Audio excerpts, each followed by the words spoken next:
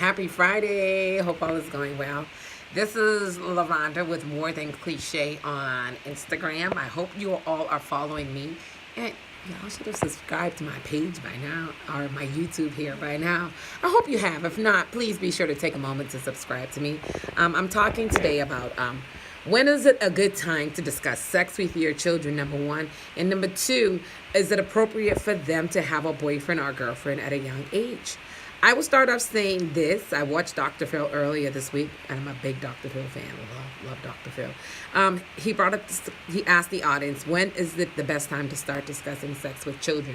And his immediate response before they could even answer was he's hoping that they all know that they should be discussing sex with the children or becoming aware of it at birth. I think you should make kids aware of what their sexual parts is, who can touch them, which is really nobody, and what's inappropriate touching, and I think that needs to be discussed at home. I think you need to make kids aware of what are their private parts. Sometimes they don't know that they have a vagina or a penis or whatever. It needs to be discussed what these parts are so no one can violate them, and I think that needs to come from mommy or daddy. Number two, boyfriends and girlfriends.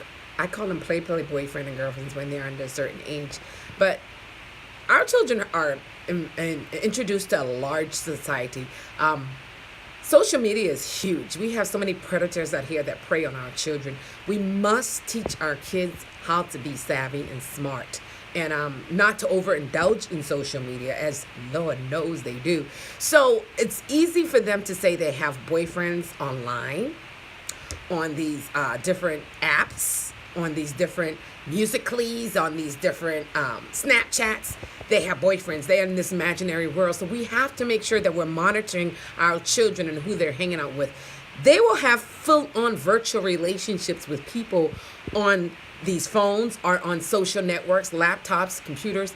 You must monitor your children. They will go out to the mall and meet people that may not be the child or the person who they thought they were talking to online. So, yeah, they can have a play boyfriend.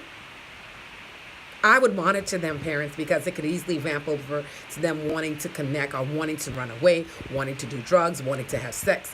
You've got to kind of monitor them. I didn't say ride their back. I mean, you in the room, turn down the TV, listen to see who they're talking to. You on the phone, you see them on the phone, kind of peep over their shoulder to see who they're texting. Just kind of get a feel of their conversation on what they like to do, who they like to be around with.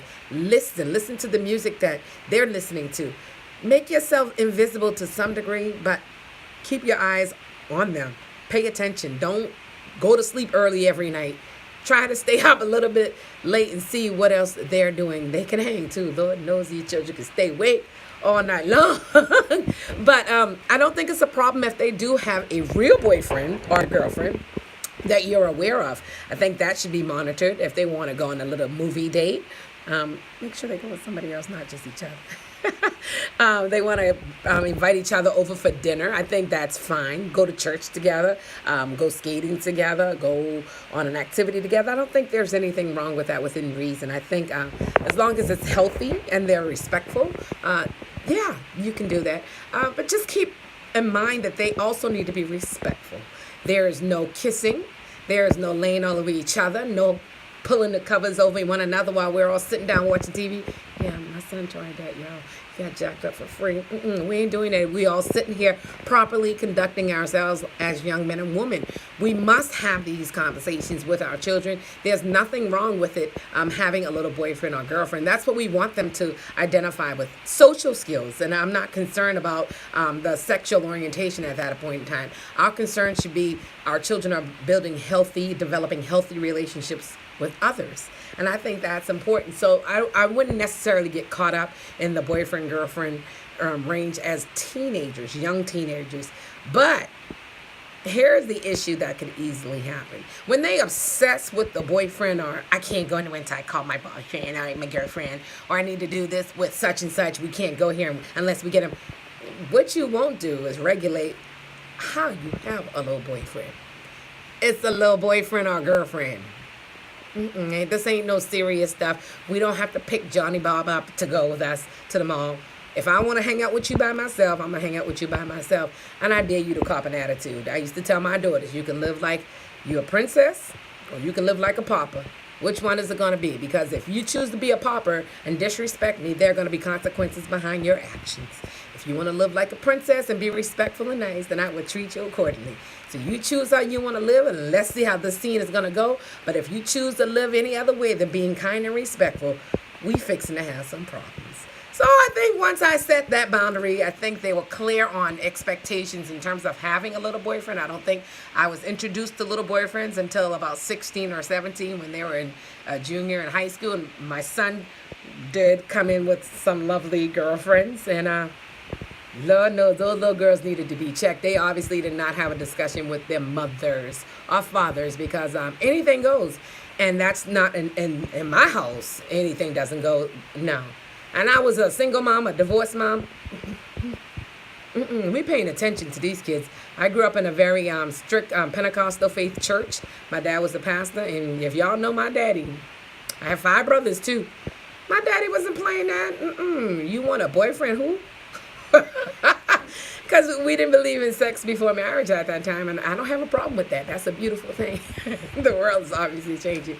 But they set a high standard in regards to what they will not tolerate while living under their roof, and we had to respect it. It's their home. They're the parents, and that's what they did, and that's what they said, and we had to do what they said. So parents set the bar. Tell them what they can and cannot do as they transition from teenagers to adults. Oh, the boyfriend and girlfriend game becomes a little bit different. And we'll discuss that in another discussion because that's a whole different ball game. As they become adults, it ain't play no more because they can produce children and things can happen. Domestic violence can be an issue. Drug abuse can be an issue. So there are many factors to take into consideration as our children transition from teenagers to adults and calling themselves having boyfriends and girlfriends. You really got to pay attention at that point in time. And it's your job to advocate for your family. Sorry. I know people say, you don't need to be nosy and all up in their business. I did not tell you to be all up in their business. But if they're living in your house, it is your business. You are the king and queen of that castle, and it's your job to oversee the things that go in and out on a daily basis. So no, you're not being nosy. You being the boss. That's your job. Take leadership and do what you need to do. Stand in position. Be that example and know what you need to do as a parent. Y'all, I got to go. I got to go cook me something to eat. Well, actually, I don't. I got some food from earlier today. So I'm going to go and get myself a little bit organized before the weekend turns up for real. I hope you all have a wonderful week, and I will probably come back on a little bit later and chit-chat. Bye, everybody.